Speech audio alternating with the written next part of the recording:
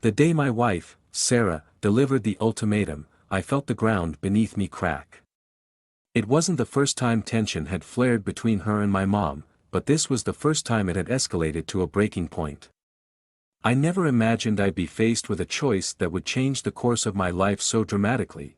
When I met Sarah, she was everything I'd ever wanted in a partner. She was smart, driven, and had a laugh that could brighten the darkest day. We met at a mutual friend's wedding, and from the moment we started talking, it felt like we'd known each other forever. Those early days were magical. I remember our first date vividly, a moonlit walk along the river after dinner at a quaint little bistro. The way Sarah looked at me under the glow of the streetlights made my heart race. When I kissed her goodnight, it felt like the world had stopped spinning, just for us. My mom, Linda, was thrilled when I brought Sarah home to meet her. As a single mother who'd raised me on her own, Mom had always been my anchor. Seeing her so genuinely happy for me made me think Sarah would fit seamlessly into our lives. At first, everything was perfect. Sarah and Mom got along well, and we all shared meals, stories, and laughter. I'll never forget the time Sarah surprised me by baking my favorite dessert for Mom's birthday. The look of joy on Mom's face, combined with the pride in Sarah's eyes, made me feel like the luckiest man alive. But as the months turned into years, small cracks began to form in their relationship. The first sign of trouble came when Sarah and I were planning our wedding. My mom, ever the traditionalist, had strong opinions about how things should be done. Sarah, on the other hand, wanted a modern, minimalist ceremony. While I tried to mediate, the tension between them grew. "It's our wedding, Jake," Sarah said one evening, her voice tinged with frustration. "Your mom needs to stop trying to control everything." "She's just excited," I replied, trying to calm her down. "Let me talk to her." But every time I tried to intervene, it seemed to make things worse. Mom felt sidelined, and Sarah felt disrespected. What should have been one of the happiest times of our lives turned into a battleground of compromises and grudges. Despite the tension, there were moments of tenderness that reminded me why I loved Sarah so deeply. On the night before our wedding, she pulled me aside, her eyes brimming with tears. "No matter what happens, Jake, I love you," she whispered. "You're my everything." It was moments like these that made me believe we could weather any storm. 3 years into our marriage, things came to a head. Sarah and I had just bought our first home, a cozy suburban house not far from where I grew up. Mom, who lived alone, often dropped by unannounced to help with the garden or bring over home-cooked meals.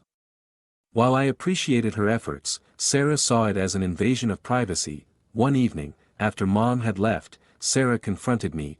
"Jake, this has to stop," she said, crossing her arms.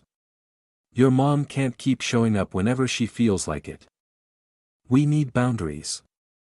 "She's just trying to help," I argued. "She means well." "That's not the point," Sarah snapped. "The point is, this is our home, and I don't feel like I have any say in it because she's always around. It's either her or me, Jake. You need to choose." The words hit me like a punch to the gut. Choose? Between my wife and my mom? The two most important women in my life? It felt like an impossible decision, but Sarah's steely gaze told me she was serious. Over the next few weeks, I wrestled with the ultimatum. I tried talking to Mom, explaining Sarah's perspective and asking her to give us more space. Mom agreed, but her hurt was evident. "I'm not trying to interfere, Jake," she said one afternoon, her eyes glistening with unshed tears. "I just want to be part of your life." Is that so wrong? Meanwhile, Sarah grew increasingly impatient. "Have you made a decision yet?" she asked one evening. "Because I can't keep living like this." The pressure was suffocating. No matter what I chose, someone would end up hurt. One evening, after another tense argument, Sarah threw her wedding ring on the coffee table and stormed out. The sound of the door slamming echoed through the house, leaving me in a deafening silence. The next morning, Sarah's absence was palpable. Her clothes were still in the closet, her coffee mug sat on the counter, but the warmth she brought to the house was gone. Mom came over to check on me, but even her comforting words couldn't ease the knot in my chest. One night, after days of agonizing over the situation, I made my decision. "Sarah," I said, my voice steady despite the turmoil inside me, when she came back to talk. "I can't choose between you and my mom. I love you both, but I won't be forced to make such a decision. If this is a deal breaker for you, then maybe we need to reevaluate our marriage." Her face fell, tears streaming down her cheeks. "So that's it?" she whispered. "You're giving up on us." "I'm not giving up," I replied, my own voice breaking. "But this isn't how love should work. I can't be with someone who forces me to choose." Sarah's departure this time felt final.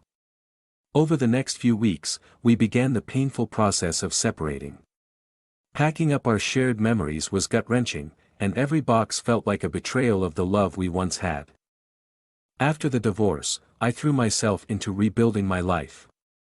Mom was a constant source of support, but I also made sure to set boundaries to ensure I wasn't overly reliant on her.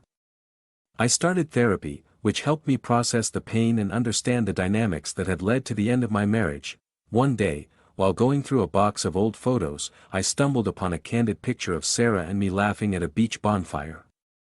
The memory hit me like a wave, but instead of drowning in sorrow, I let myself feel the bittersweet sting of it. It was a chapter of my life, not the end of my story. Years later, I met someone new. Emma was kind, understanding, and had a strong sense of independence. From the beginning, she and Mom clicked in a way that felt natural and unforced. Our love story unfolded slowly but beautifully. I remember the first time Emma and I danced in my living room to an old jazz record.